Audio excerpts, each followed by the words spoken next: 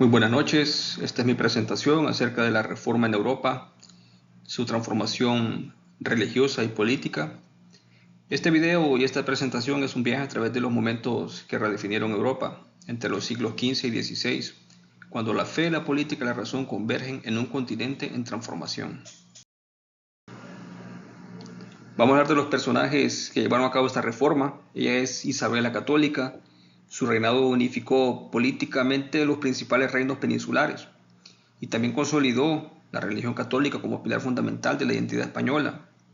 Uno de sus más grandes méritos, digamos, fue la unificación política, la integración de Castilla y Aragón, la consolidación religiosa, el catolicismo como identidad nacional y la expansión territorial, cuando conquistaron Granada en 1942. El contexto previo a la reforma, a finales del siglo XV, cuando la Iglesia Católica enfrentaba críticas crecientes por casos de corrupción, venta de indulgencias y el alejamiento de los fieles. Otro de los momentos también que marcó esta época fue el malestar europeo. Los príncipes alemanes buscaban la independencia de Roma. Comerciantes burgueses deseaban una religión más personal y estudiosos humanistas proponían retornar a las fuentes cristianas originales, alejándose de las capas interpretativas acumuladas. Bien, Martín Lutero y la Reforma Protestante Alemana. En 1517 Martín Lutero, monje agustino y profesor de teología, publicó sus 95 tesis, rechazando la venta de indulgencias. En 1517 las 95 tesis criticaban radicalmente las indulgencias y la autoridad papal. Esto tuvo un impacto geopolítico. Los príncipes alemanes adoptaban el luteranismo como independencia política de Roma. Y los principios luteranos, una de sus frases era sola fide, que quiere decir solo la fe salva. Solo escritura y solo la Biblia como autoridad. En la Reforma Suiza tenemos a Zwinglio y los anabaptistas. Él es Ulrico Zwinglio y el movimiento anabaptista. Tenemos a Juan Calvino con la reforma estructurada. Juan Calvino desarrolló en Ginebra una reforma más sistemática y disciplinada que la luterana. En 1536, con su llegada a Ginebra, Calvino transformó la ciudad de Suiza en un modelo de república protestante ordenada. También trajo lo que es la sistematización teológica.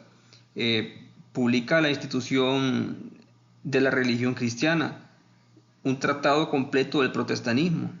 También trajo la expansión internacional. Sus discípulos llevaron el calvinismo a Gran Bretaña, Francia, Escocia e Irlanda. El calvinismo en Gran Bretaña e Irlanda. En Inglaterra, la reforma tomó caminos singulares. Por ejemplo, en 1534 trajo la ruptura anglicana. En 1547 a 1553, Eduardo VI, un protestantismo radical en Inglaterra. En 1558, Isabel I fue la que trajo la iglesia anglicana establecida como compromiso. En el siglo XVI estuvo pues en Irlanda con la resistencia católica frente a reformas protestantes. Aquí tenemos un cuadro comparativo de las diferentes reformas. Tenemos el tipo de reforma, el líder, el territorio y cada una de sus características claves. Tenemos la luterana que mencionamos anteriormente, Martín Lutero en Alemania, sola fe y sola Biblia.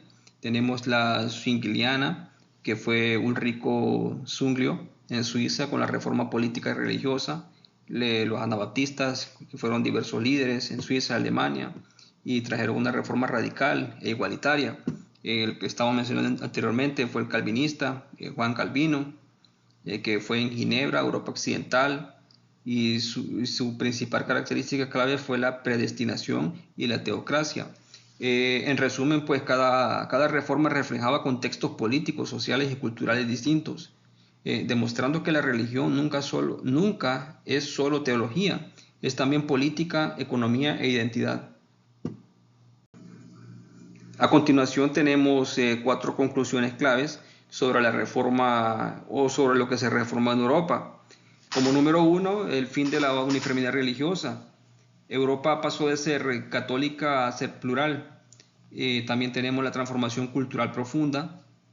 La imprenta, el humanismo y la reforma convergieron en la creación de ciudadanía más moderna, con un pensamiento crítico y una alfabetización generalizada.